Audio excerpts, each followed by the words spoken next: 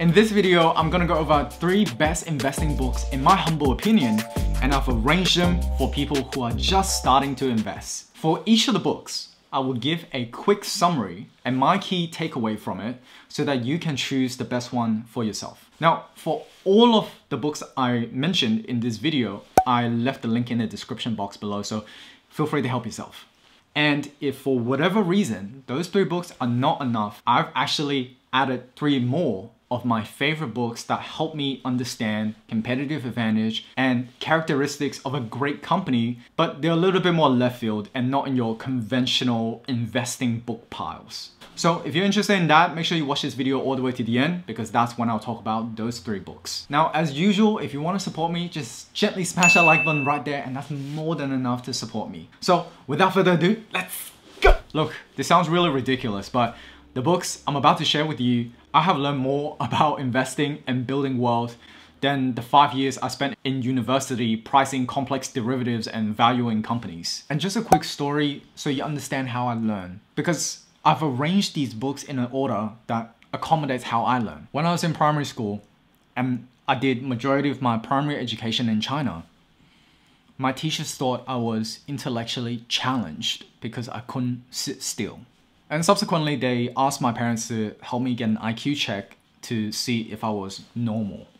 And thankfully, my parents didn't do that and we ultimately moved away from the school. I'm not gonna make comments on the Chinese education system versus the Western education system because it's very different. But what I realized as I gotten older is that I just learn very differently and I learn very slowly. And what I need that works best for me is that I need things to be really basic in the beginning and I need to apply it enough, basically practice it enough and apply my life enough that I got my basics down packed. Until I got my basics down packed, I can't move towards more complex ideas because I would just completely forget it. So given that's how I learn, this brings us to the first book, and that's Rich Dad, Poor Dad by Robert Kiyosaki. This is probably come as no surprise and a classic, and you would have heard about this book for the longest time. And this was actually recommended to me by my manager when I did my internship in CBA. And he didn't even say anything to me. He just gave me this book and he said, look, if you want to be rich, this is the book you read. And at the time, I wasn't really a big reader, and that was probably the first book I ever read. And what was really important about the key takeaways from that book is 2 things. One is understanding the key differences between assets versus liabilities. And then 2, understanding the psychology behind how a wealthy person thinks versus how a poor person thinks. Because ultimately, the wealthy invest in assets that will produce money as they're asleep, and they do it in a way that's tax efficient enough to keep majority of that money. And I'm not gonna ruin the book because on the other hand, you really learn how a poor person makes decisions. This really changed my outlook when it comes to pursuing financial independence because I thought I had to fulfill my Asian prophecy and become a banker somewhere and then work for 40 years, become a partner somewhere, and ultimately I'll be financially independent. And it turns out that you don't have to. So this is an incredible, simple read. And in my opinion, this is the first building block to a great investing foundation. Once you have a fundamental understanding when it comes to the difference between an asset versus a liability, let's build on that foundation with Unshakeable by Tony Robbins. Now this book is about getting into the specifics of how the stock market works and all of the different moving parts and the specific psychological biases that we have as an investor. But the most important thing that was highlighted in the book was how do we deal with these psychological biases so that we can stay invested over the long term. Now, the great thing about this book is that it's really, really actionable and it's really easy to understand, which is perfect for someone like me. And it really doesn't matter if you're in Australia or US, they're both really applicable. As surprising as it sounds, this is the book that introduced me to the world of passive investing, management fees, and how that will compound over my life if I stay in the market. On that note, actually, I have a video coming up on passive investing in Australia. So if you're keen for that, make sure you subscribe to my channel, click onto the bell so that I can let you know when that video is live. Now back to this video. This book has a very special place in my heart because this was the push that I needed to take investing more seriously. And I bought my first ETF because of this book. And if you just had to pick one book from this video, this will be it. And I've recommended this book to multiple of my friends and family who are just about to get started investing this year. Okay, let's take it up a notch. After Rich Dad Poor Dad and Unshakeable, along with a bit of practice by putting some money in the markets, you get to a point where you feel comfortable enough to try and pick your own stocks. And for me, One Up on Wall Street by Peter Lynch was exactly what I needed to help me think about choosing a particular stock.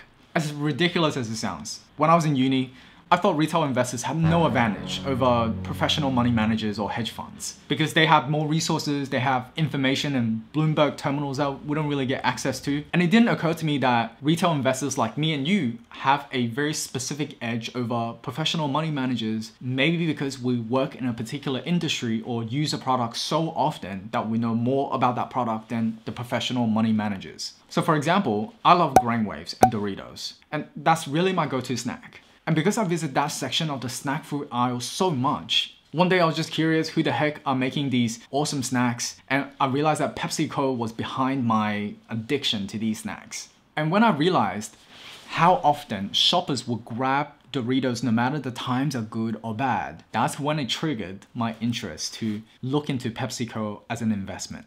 And of course, that's not the only thing Peter Lynch talks about in this book. He also goes through the traits of what successful company looks like and what a crappy company looks like as well. Again, really easy book to read and really simple to understand. And this is one of the books that I used after I got to a point where I feel comfortable enough to choose my own stocks.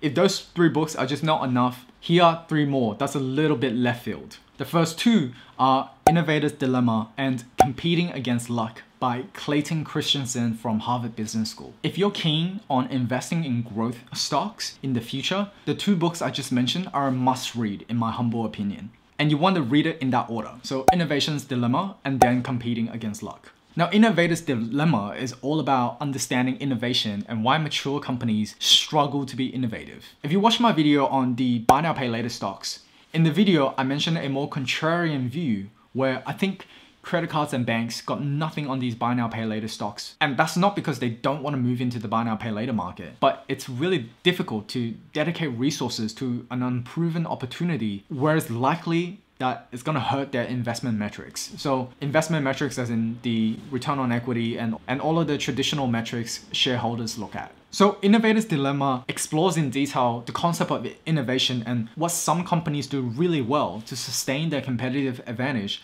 and how some companies got completely disrupted by startups. Now, building on the concept of innovation, Professor Clayton Christensen released another book called Competing Against Luck. And this book is focusing on the concept of jobs to be done. And it's all about understanding competition from a consumer point of view. When we think about individual stocks, we think about direct competition to that company and also indirect competition to that company. But if we view it from a consumer point of view, say we're hungry and we need to be full, there are many ways that we can be full. But what you choose to get yourself from hungry to full is dependent on the circumstances. For example, if we're on our way to an interview and you only have 10 minutes to try and get yourself from hungry to full, ordering takeaway is probably not a very good way to go about this. And maybe a Snickers bar would be a better way.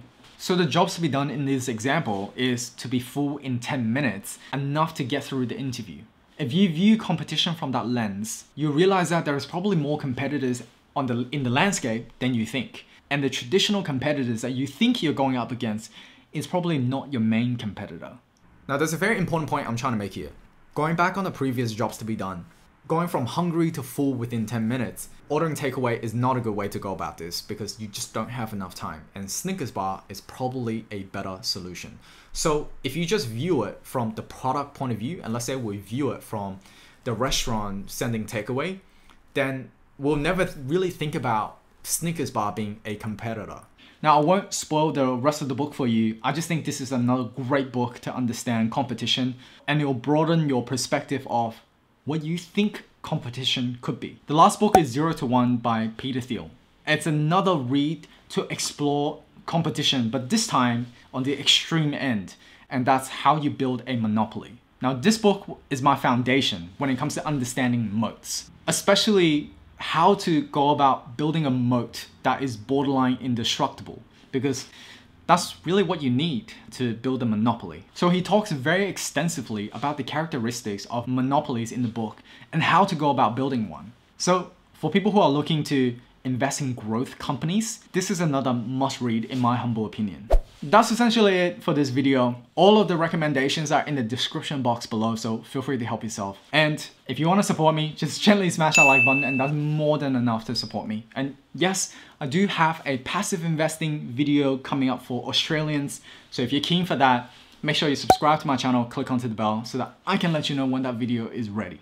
Until next time, my name is David, and Otto will always do the honors and see you very, very soon.